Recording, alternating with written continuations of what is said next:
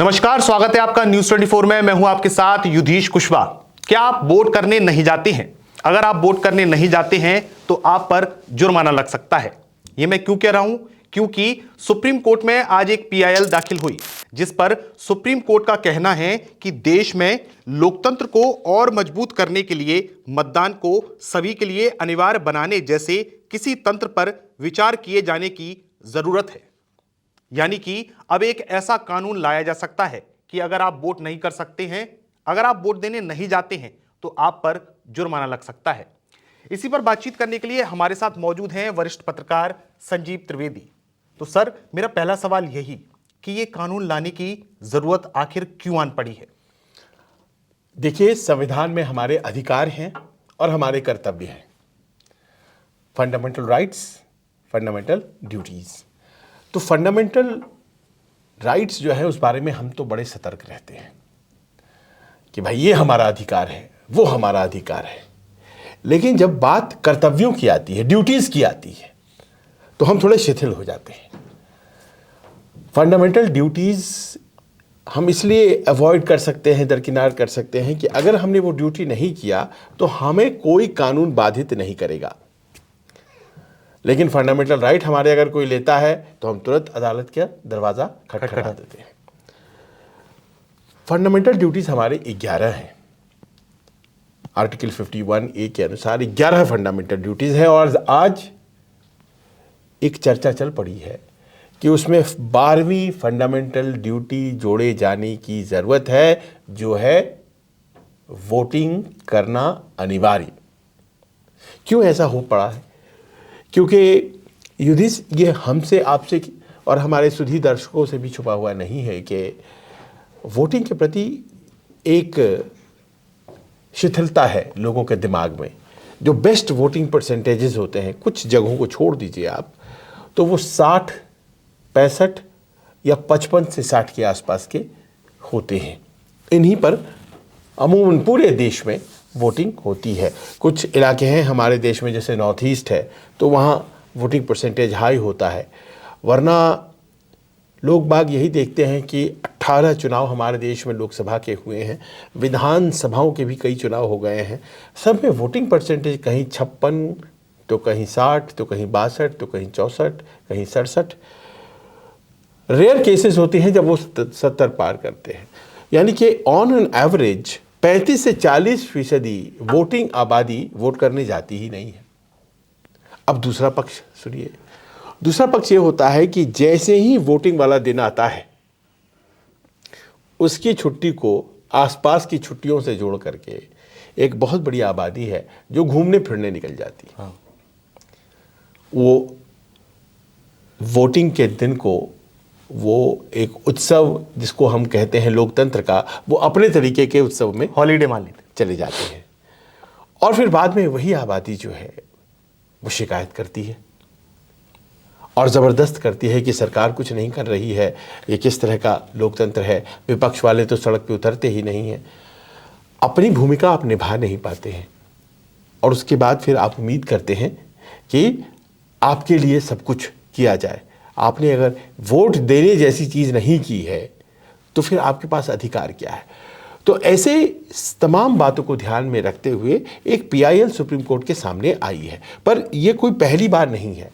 ये विचार सरकार में भी पहले आया है, ये कई अदालतों में भी पहले पेश हुआ है। दिल्ली हाई कोर्ट में ही एक पीआईएल साल 2023 में आई थी, जिसे खारिज कर दिया गया था, ये कहते हुए कि वोटिंग को अनिवार्य नहीं किया जा सकता है। लेकिन सुप्रीम कोर्ट आते आते ऐसा लगता है कि जरा अदालत का विचार बदला है और उन्होंने कहा कि देखिए, फाइन तो ठीक है, एक ऑप्शन हो सकता है, लेकिन उन्होंने कहा कि कोई ना कोई ऐसा मैकेनिज्म तो होना चाहिए जो आपको वोट देने के लिए बाध्य करे।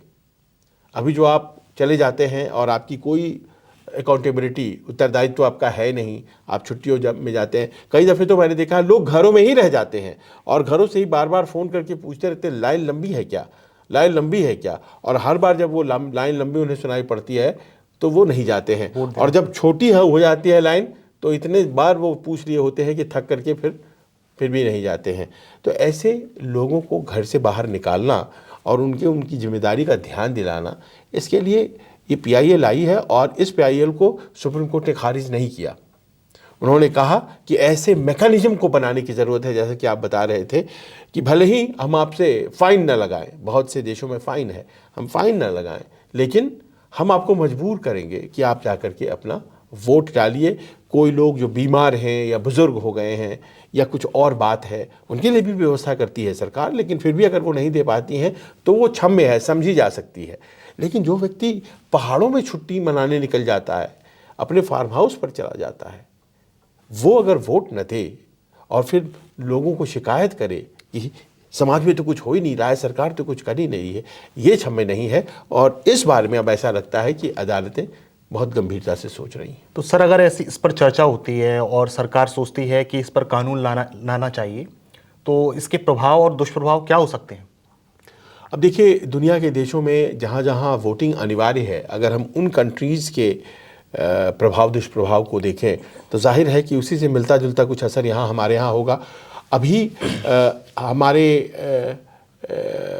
जितने भी लोकतंत्र प्रैक्टिस करने वाली कंट्रीज़ हैं, उसमें बताया जाता है कि 27 देश हैं जहाँ पर वोटिंग अनिवार्य है। वोटिंग अनिवार्य है, जैसे बड़े देश हो गए तो ऑस्ट्रेलिया है जहाँ पर वोटिंग अनिवार्य है। इसके अलावा साउथ अमेरिका के बहुत से देश हैं, जैसे ब्राज़ील है, जैसे पेरू है, यूरुग्वाई है, सिंगापुर है, थाईलैंड है। इस तरफ आइए अगर साउथ ईस्ट एशिया, तो इस तरह के देशों में वोटिंग अनिवार्य है, यानी कि हर व्यक्ति को वोट देने जाना है। अगर आप वोट देने नहीं जाते हैं तो फिर आपसे फ़ाइन लिया जाता है। ज़्यादातर मामलों में फ़ाइन लिया जाता है। जैसे ऑस्ट्रेलिया में $20 चार्ज होता है। अगर आप वोट देने नहीं जाते हैं तो आपसे $20 ले लिया जाएगा, जो कि कहीं भी 1,500 से 2,000 के बीच में आ जाता है। तो हर व्यक्ति चाहेगा कि नहीं, वोट तो दे ही दो, कौन अपनी जेब ढीली करे इसके लिए। लेकिन क्या यही एक तरीका है? प्रश्न ये है कि हम जिन जिन कंट्रीज़ का नाम ले रहे हैं, अगर आप सिर्फ ऑस्ट्रेलिया को हटा दें तो लोकतंत्र हमारे देश से वहाँ ज़्यादा मजबूत नहीं है। हाँ। वहाँ पर जो लोकतंत्र है वो वैसे ही है, बस खींचतान मची है, जैसे पाकिस्तान का लोकतंत्र है और बाकी जगहों का लोकतंत्र है। हमारे वाली जो लोकतंत्र है वो नंबर 1 की है, जबकि हमारे यहाँ अनिवार्य भी नहीं है वोटिंग। फिर भी जिस तरह से विपक्ष, सत्ता पक्ष एक दूसरे से बाकायदा प्रचार करते हैं, चुनाव लड़ते हैं, और जो हारता है वो जीतता है, बड़ी स्वेच्छा से अपनी हार भी स्वीकार करता है, बड़ी स्वेच्छा से अपनी जीत को भी वो सर आंखों पर लेता है और लोगों को धन्यवाद करता है। इस तरह की जो व्यवस्था है, सरकारें वोट से बदल जाती हों, बहुत कम देशों में है। लिहाजा ये अनिवार्य कर देना, इस बात की गारंटी तो कतई नहीं है, जो कि दूसरे देशों में जैसे ब्राज़ील में हो या फिर और भी जगहों पर हो, पेरू में हो, कि वो अनिवार्य अर्जेंटीना में हो, वेनेजुएला में हो। अब देखिए, वो जो मादुरो था उसके बारे में लोग कहते हैं कि भले ही उसे उठा करके गलत किया ट्रंप साहब ने, लेकिन मादुरो जी बहुत ज़्यादा अच्छे आदमी थे अपने लोकतंत्र के लिए। ऐसा भी नहीं था, अपने चुनाव को हमेशा रिग कर लेते थे और जीत जाते थे। तो चुनाव को रिग करके जीत जाना और वोट को अनिवार्य कर देना, ये तो कोई बात नहीं हुई। लेकिन इन सब में एक बहुत बड़ी ज़रूरत है और वो है शिक्षा।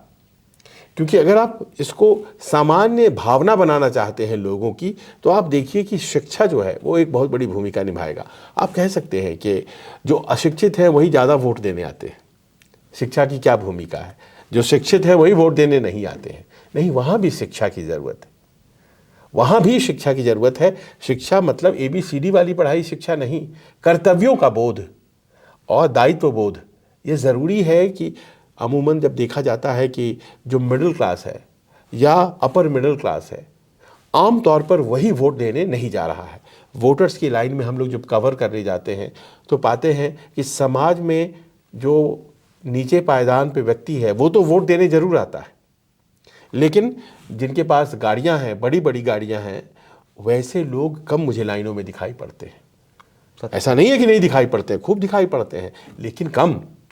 वैसे ही लोग हैं जो वो 35 से 40% हैं जो लोग आते नहीं हैं, जिनके पास पैसे हैं छुट्टियां मनाने के। उनको किस तरह की शिक्षा दी जाए, उनका दायित्व बोध कैसे बढ़ाया जाए, ये बहुत ज़रूरी हो जाता है।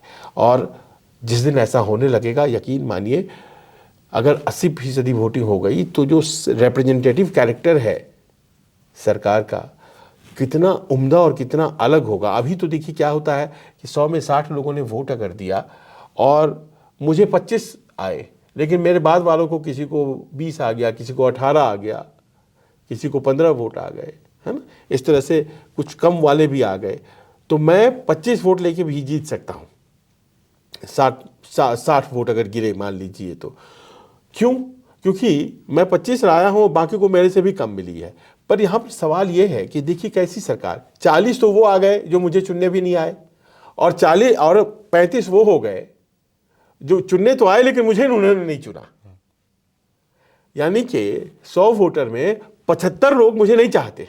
मैं तो 25 वोट ही ले पाया ना। 100 में 75 मुझे नहीं चाहते हैं कि मैं उनका प्रतिनिधि बनूं, मैं बन जाता हूं।